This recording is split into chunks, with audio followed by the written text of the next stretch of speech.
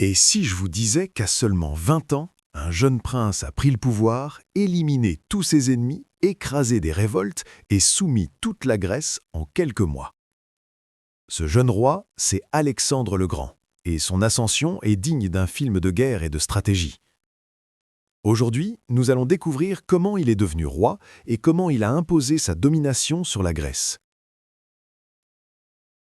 Avant Alexandre, son père Philippe II avait déjà transformé la Macédoine en une grande puissance. Il avait conquis les peuples voisins, agrandi le royaume et surtout vaincu Athènes et Thèbes lors de la célèbre bataille de Chéronée en 338 avant Jésus-Christ. À seulement 18 ans, Alexandre commandait déjà la cavalerie et détruisait le bataillon sacré de Thèbes.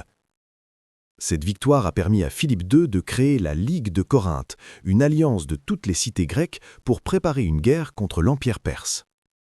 Alexandre apprenait déjà à gouverner, à commander et à se battre. Il se préparait à devenir roi. À 16 ans, Alexandre est appelé à la cour pour apprendre à diriger l'État. Pendant l'absence de son père, il devient même régent de la Macédoine. Il mène sa première campagne militaire contre les Thraces et gagne sa première victoire. Il fonde une ville appelée Alexandropolis et recrute des soldats d'élite appelés les Agrianes. Mais la famille royale est pleine de tensions. Des complots, des exils, des disputes entre Alexandre, son père et sa belle-mère créent une situation dangereuse. La Macédoine est au bord d'une crise. En 336 avant Jésus-Christ, pendant un mariage royal, Philippe II est assassiné par un de ses gardes du corps. Le royaume est sous le choc.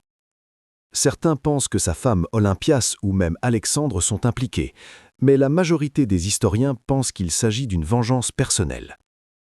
À seulement 20 ans, Alexandre est proclamé roi de Macédoine. Mais devenir roi ne suffit pas, il doit éliminer tous ses ennemis. Alexandre agit immédiatement. Il fait exécuter ses rivaux et sécurise le trône. Sa mère, Olympias, élimine aussi les menaces contre la famille royale. Ensuite, Alexandre doit contrôler la Grèce. Il lance des campagnes militaires au nord contre les tribus thraces et illyriennes, il traverse le Danube, bat les ennemis et sécurise les frontières. En quelques mois, il montre qu'il est un roi fort et dangereux. Pendant qu'il combat au nord, une rumeur annonce sa mort. Thèbes se révolte. La réponse d'Alexandre est rapide et violente. Il marche avec son armée et détruit complètement la ville. 30 000 habitants sont réduits en esclavage. La Grèce comprend alors une chose, Alexandre est désormais le maître. Athènes, elle, est épargnée pour préserver la culture grecque. En seulement quelques mois, Alexandre devient roi, sécurise la Macédoine et soumet toute la Grèce.